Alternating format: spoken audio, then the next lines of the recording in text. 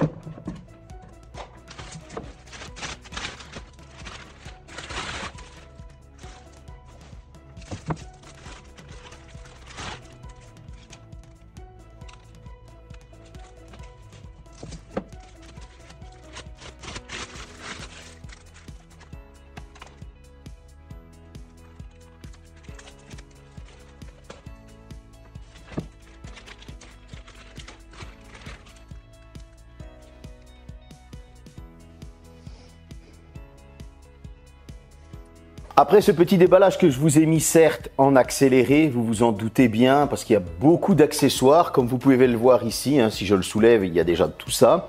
On va parler un petit peu du design. Bon, on est sur le design de l'ancien modèle, c'est le Bestbock Jet AI. Je vais essayer de ne pas le dire trop souvent pour ne pas me planter. Vous aurez remarqué que le design, on est toujours sur quelque chose en aspirateur balai qui va se tenir à une main. On a un grip ici en caoutchouc qui fait qu'on a une meilleure tenue, je trouve. On va avoir un afficheur un petit peu différent. On va avoir ici une grille de ventilation pour le filtre HEPA. Là, on va avoir quelques inscriptions. On remarquera tout de suite que à l'intérieur, le moteur d'aspiration est totalement différent par rapport à l'ancien modèle. Bon voilà, donc il y a quelques différences, même si la ressemblance de base est la même. Au niveau des qualités de finition, bon là il n'y a rien à dire, on est sur du Samsung, c'est topissime, il n'y a pas une bavure, on est sur des matériaux de qualité, on va pas se mentir. En bas sur le pied, on retrouvera un code QR que vous allez scanner avec votre smartphone. Il faudra avoir l'application SmartThings. Parce que oui, il se connecte avec votre smartphone. Vous allez comprendre après pourquoi quand je vais parler de l'utilisation. Donc voilà, au niveau du design, on est sur vraiment la prolongation de l'ancien modèle que je vous avais déjà présenté, avec des qualités de finition irréprochables, comme je viens de le dire. On ne va pas tourner autour du pot pendant 4 heures. On va passer tout de suite à la fiche technique. Parlons un petit peu de cette fiche technique. Le réservoir, la base, 0,5 litres, donc un demi-litre, qui va venir se vider dans un sac une fois qu'il sera posé sur sa station. On parlera de comment ça se passe dans l'utilisation. Ici, on est vraiment sur la technique pure. On a un affichage LED avec plusieurs modes. Vous allez avoir le mode minimum, vous allez avoir le mode normal, le mode maximum, etc. Mais vous allez avoir un mode AI, celui que j'ai utilisé pendant tout mon test. Et honnêtement, je vous conseille de continuer sur ce mode AI parce que j'ai trouvé qu'il faisait vraiment très bien son travail. Il va s'adapter en fonction de la brosse que vous allez mettre parce que lorsque vous allez brancher, attendez, je l'enlève parce qu'à une main, c'est pas facile, voilà. Vous avez des connectiques ici qui vont reconnaître la brosse et donc du coup, l'AI va s'adapter à cette brosse en fonction de la difficulté que l'aspirateur a. Elle va augmenter sa puissance, tout ça pour économiser de la batterie et je trouve que c'est super important. Nous avons un filtre HEPA forcément Et là où on est en fiche technique un petit peu au-dessus d'un Dyson, c'est que j'ai vu que les Dyson avaient 262 Airwatts. Celui-ci va monter jusqu'à 280 Airwatts, donc on est plus puissant qu'un Dyson. Ce qui correspond à une puissance maximale de 730 watts. Et j'avoue avoir été bluffé de sa puissance parce que, vous le savez, j'ai des petits chinchillas, ils ont des petits poils mimines qui collent un petit peu parfois quand ils se disputent.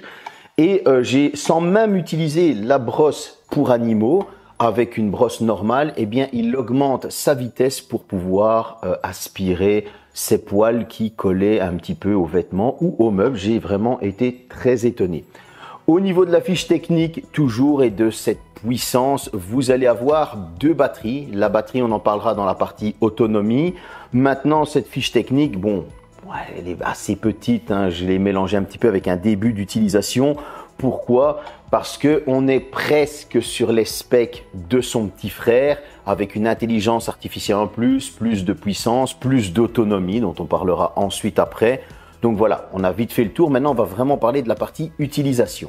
Bon, cette partie utilisation, vous en avez déjà entendu une petite partie lors de la partie technique où je suis venu rajouter les specs supplémentaires par rapport à son petit frère. Eh bien, j'ai été déjà étonné une première fois par le premier modèle, le Bespoke Jet normal. Maintenant, le AI, qu'est-ce que j'en ai pensé? Franchement, il est vraiment bon. À l'utilisation, vous allez pouvoir vous balader. Il y a une lampe LED sur la brosse. On pourrait se dire ça va bouffer de la batterie. Ben non. Pour passer en dessous des meubles, ça va vous faciliter les choses parce que vous allez pouvoir, c'est bête à dire, mais cette lampe LED, elle va vous attirer l'attention sur ce que vous êtes en train d'aspirer. Vous allez voir des petites choses qu'habituellement vous n'allez pas voir. Moi, j'ai trouvé ça important. L'intelligence artificielle fait très très bien son travail parce qu'elle va augmenter la puissance de l'aspirateur en fonction de ce que vous êtes en train d'aspirer, si vous repassez plusieurs fois au même endroit, etc., etc. Vous allez avoir aussi plusieurs embouts et ces embouts vont faire que l'intelligence artificielle va s'adapter. Donc vous avez une brosse à tapis, vous avez une brosse pour les animaux, vous avez une brosse normale, vous avez une petite brosse comme ceci, donc pour tout ce qui est véhicule, voiture, etc. Vous allez pouvoir aspirer en hauteur. Ici, les plafonds sont très très hauts. On est, si je me trompe pas, je pense qu'on est à 3 mètres. Et j'arrivais à aspirer les toiles d'araignée dans les coins lorsque le balai est développé au maximum. Donc au niveau de l'utilisation, franchement, je n'ai rien à lui reprocher. C'est du pur bonheur. On sent la différence de puissance. Et pourtant, au niveau des décibels, on n'est pas beaucoup plus haut, ce qui pour moi est important. À l'utilisation, quelque chose qui pour moi a été une belle surprise aussi. Lorsque je posais son petit frère sur le socle, il fallait appuyer soi-même sur le bouton pour qu'il se vide donc dans le sac. Ici, vous allez le poser et il va s'auto-vider. Il va faire un diagnostic aussi de l'aspirateur. Chose aussi importante, ça m'est arrivé plusieurs fois avec l'ancien modèle. Je le tirais et j'aspirais et ma fille me dit ça n'aspire rien, tu n'as pas refermé le réservoir. Pourquoi? Parce que quand on le vidait, eh bien, la trappe s'ouvrait et donc du coup, elle ne se refermait pas. Ici, il va ouvrir la trappe et il va refermer la trappe. Ça veut dire que les petites blagues que j'avais où j'aspirais avec le réservoir ouvert, vous ne l'avez pas du tout. Et ça, j'ai trouvé que c'était franchement un petit plus avec moi qui a une tête en l'air. Je me suis dit, ça, c'est vraiment un petit plus. Chose supplémentaire, vous allez avoir, il est connecté au Wi-Fi, vous allez avoir une application, donc dans SmartThings, vous allez pouvoir le connecter et ensuite vous allez avoir différents rappels. Vous pourrez le vider à distance. Par exemple, vous êtes au boulot, vous vous dites, allez, je vais le vider pour être sûr qu'il soit bien vide lorsque je rentre à la maison et que je puisse aspirer. Vous allez pouvoir le faire à distance. Il va vous donner quelques infos, la batterie, etc. Mais il va aussi vous donner quelques renseignements importants tels que l'entretien de l'appareil, il faut le nettoyer, etc. Ça, j'ai trouvé ça vraiment top. C'est un vrai plus. Alors, certains vont me dire, ouais, mais en fait, c'est parce que tu es à fond gadget et que quand tu rentres, tu n'as qu'à le faire. Oui, peut-être. Mais en tout cas, il faut penser à le faire. Et ça, ce sont des choses qui vous facilitent la vie. D'avoir une notification et qu'on vous dit il faut nettoyer l'aspirateur ou à distance, vous pouvez le vider. Vous gagnez encore ces quelques minutes avant de nettoyer chez vous. Donc j'ai envie de dire qu'à l'utilisation, on est vraiment sur quelque chose de top. Maintenant, on va faire un petit comparatif par rapport à son petit frère. Avant de commencer ce comparatif, commençons par l'autonomie. L'autonomie, vous allez avoir deux batteries comme son petit frère, mais cette fois-ci, vous allez avoir une plus grosse batterie de 4500 mAh et une plus petite, je pense, si je ne me trompe pas, qu'elle est de 3500 mAh. Comptez que vous allez pouvoir aspirer avec ces deux batteries pendant 160 minutes. J'ai fait le test, honnêtement, au bout des 2h30, donc on était à 150 minutes. J'avais entamé la première batterie, j'étais sur la seconde et honnêtement, j'en ai eu marre de le faire tourner. Je me suis dit, c'est bon, on est largement au-dessus parce qu'il restait plus de 40% d'autonomie à la seconde batterie. Et c'est là que je me suis dit, bon, je pense que Samsung n'a pas menti. Là où son petit frère avait une autonomie de plus ou moins 120 minutes avec ses deux batteries, ça veut dire qu'on a quand même un beau bond en avant. Comptez que pour recharger ces deux batteries, il faudra l'équivalent de plus ou moins, et là ça c'est, allez, je veux dire quand elles sont mortes, hein, soyons honnêtes, il faudra compter 4 heures. Ça c'est ce qu'il va falloir compter une fois que les deux batteries sont mortes et que vous allez les poser, il faudra compter 4 heures. Si maintenant on commence les comparaisons au niveau du design, bon, il y a quelques améliorations par rapport à son petit frère. Je fais ça parce qu'en fait le petit frère est là-bas. Vous allez avoir une batterie plus grande par rapport à son petit frère, chose que j'ai trouvé dommage par rapport justement au Bespoke Jet normal. C'est ce socle à accessoires. Je m'explique. Dans le socle à accessoires du Bespoke Jet normal, la batterie, la seconde batterie était intégrée au socle d'objet et donc du coup vous la mettiez ici, elle est séparée. Ça veut dire que vous allez devoir lui trouver une place dans votre buanderie ou Dieu seul sait où vous le mettez. Bon, comme je vous avais dit dans le premier test, on est quasi sur une œuvre d'art. Lui, il ne va pas déranger s'il est même dans un coin de la cuisine, etc. Hein, parce qu'il est vraiment top. Mais je veux dire, ça aurait été cool d'intégrer la batterie comme sur le premier modèle. Ici, elle est séparée, c'est bien dommage. Par contre, ce que vous allez avoir beaucoup plus d'accessoires avec le Bespoke Jet AI, tels que la brosse pour animaux, etc. Mais la fameuse brosse pour nettoyer se vend toujours à part. Et oui, c'est comme ça. Donc, dans ces comparatifs, évidemment, vous allez avoir plus de puissance dans ce modèle. Alors, l'ancien modèle, si je ne me trompe pas de souvenir, je n'ai pas été voir, mais on était sur du 210 RW. Ici, on est sur du 280 RW, comme je le disais. Donc, on est au-dessus du Dyson, ce qui en fait un des aspirateurs les plus puissants du moment. Voilà, je veux dire, dans les comparatifs au niveau maintenant des décibels, etc., on est sur du kiff-kiff par rapport à son petit frère. Il se vide tout aussi bien, à la différence près, comme je vous ai dit, qu'il ne faudra plus se casser la tête pour appuyer sur le bouton, etc. Il le fera lui-même. En conclusion, qu'est-ce que j'ai pensé de ce Bespoke Jet AI? Au final, j'arrive à le dire sans me tromper. On est sur un tarif de 1349 €. Bah ouais, je veux dire, à un moment donné, tu es plus puissant qu'un Dyson, tu as une intelligence artificielle, etc. Tout ça a un prix. On le sait tous, ce prix diminuera avec le temps. Est-ce que je conseille cet aspirateur? Bah écoutez, oui, je ne vais pas vous dire non. Pourquoi? Parce que déjà, j'ai kiffé le premier modèle et celui-ci, je l'ai surkiffé. Samsung, si vous voulez me faire un cadeau, n'hésitez pas, je suis preneur. Ou Samsung, vous pouvez me l'offrir. Un petit peu comme pas mal de choses d'ailleurs. Bon, pourquoi je vous le conseille?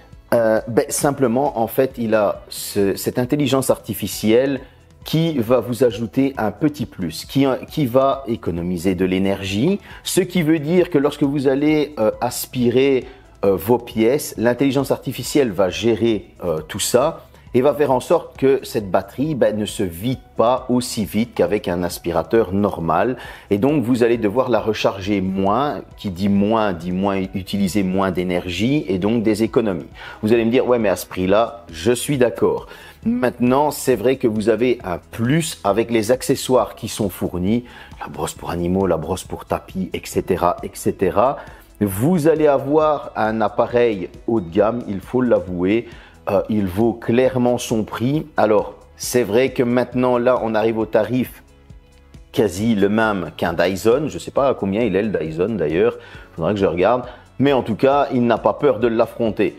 Et ces 280 AirWatt, on les sent clairement lorsqu'il va augmenter sa puissance parce que vous devez aspirer genre le canapé ou vous devez aspirer un vêtement sur vous et que le tissu est pris dans cette aspiration. Vous sentez vraiment cette puissance augmenter. Moi, j'ai trouvé que c'est vrai, le prix est un peu haut. À mon avis, avec le temps, Samsung va nous faire des promotions, va nous faire un système, je ne sais pas, de reprise ou quoi, mais j'ai été très étonné. Le petit plus, et là, on va commencer à rentrer dans certaines choses très importantes, c'est que en indice de réparabilité, il est à 9,5 sur 10. Ça veut dire qu'à 0,5 points près, vous êtes capable de pouvoir le réparer vous-même. D'autant plus que Samsung va fournir pendant 10 ans les pièces de cet aspirateur. Il y a une garantie qui est beaucoup plus longue sur le moteur que la garantie européenne légale. C'est pour dire que Samsung est confiant dans ce qu'il a construit, il est confiant dans ce qu'il vend. Ce sont des points importants pour tout ce qui est écologie. Pourquoi ? Si vous avez cet aspirateur que vous avez payé un certain prix qui vous fait économiser de l'argent avec l'électricité, etc., vous avez aussi cet aspirateur qui va vous faire économiser de l'argent par la suite quand il faudra le réparer. Parce que vous pourrez le réparer vous-même, indice de réparabilité 9,5, bon, à condition d'avoir au moins un petit esprit bricoleur, sinon il faudra quand même faire appel à quelqu'un, mais vous allez trouver les pièces pendant 10 ans. Ça veut dire que vous n'allez, s'il tombe en panne, vous n'allez pas devoir changer d'aspirateur dans 2 ans ou dans 3 ans. Ça veut dire que vous allez pouvoir trouver la pièce facilement et pour ça, vous pourrez le réparer et donc du coup, vous serez reparti. Il est toujours plus intéressant de pouvoir le réparer avec une pièce qui est fournie et donc du coup, vous continuez à utiliser votre petit joujou préféré que de devoir changer tous les 2 ans et de devoir reclaquer 1000 €, voire 1500 €. Et là, c'est un gros point pour Samsung et c'est pour ça que moi, je trouve qu'il est franchement intéressant, cet aspirateur. Personnellement, si j'avais la thune, ouais, je me le prends clairement parce que il y a clairement une évolution par rapport à, je dis plusieurs fois clairement, par rapport à l'ancien modèle et il vaut vraiment la peine. J'espère que cette petite vidéo vous a plu. Bon, il y en a d'autres qui vont suivre. Tenez-vous bien au courant parce qu'il y a plein de nouveautés Samsung qui arrivent. Je sais, on fait beaucoup de Samsung pour le moment. Mais période vacances, c'est eux qui sortent des objets. Donc voilà, salut.